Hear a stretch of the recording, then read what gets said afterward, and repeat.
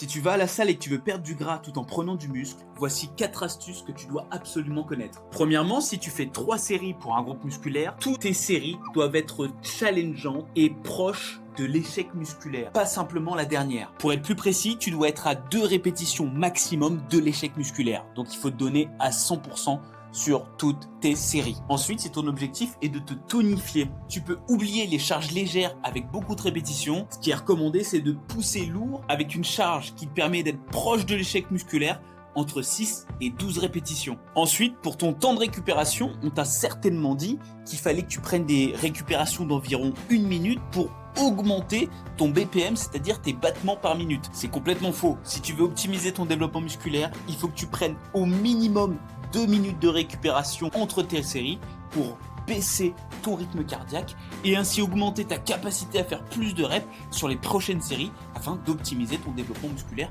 tout simplement. Et la question que tout le monde se pose, c'est est-ce qu'il vaut mieux faire le cardio avant ou après la musculation? La bonne réponse, c'est qu'il vaut mieux faire le cardio après la musculation. Ça permet d'avoir des séances de musculation qui sont les plus intenses possibles pour favoriser le développement musculaire et par la même occasion accélérer ton métabolisme pour brûler plus de graisse. Et ce qui est intéressant aussi avec le cardio après la séance, c'est que le corps a vidé ses réserves de glycogène pendant la séance de musculation et donc du coup qui va aller maintenant puiser dans les réserves de lipides, de graisse. Voilà les 4 astuces. Si tu veux encore plus de vidéos dans le genre, je t'invite à t'abonner à mon compte Instagram parce que je poste absolument tous les jours pour t'aider à devenir athlétique.